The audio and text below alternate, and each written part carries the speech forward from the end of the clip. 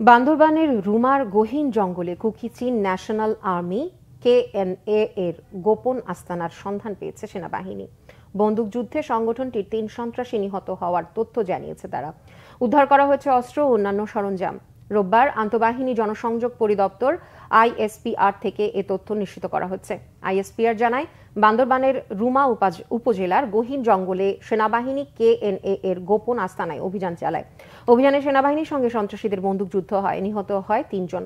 এ সময় অস্ত্র ও অন্যান্য সরঞ্জামাদি উদ্ধার করে সেনাবাহিনী। ২০২২ সালের এপ্রিলে কুকি চীন ন্যাশনাল ফ্রন্ট কেএনএফ বান্দরবানে আত্মপ্রকাশ করে।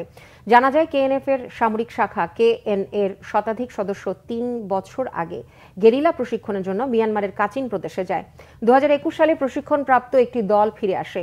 এ দলের সদস্যরাই এখন পাহাড়ে অস্থিতিশীল পরিস্থিতি তৈরি করতে চাইছে।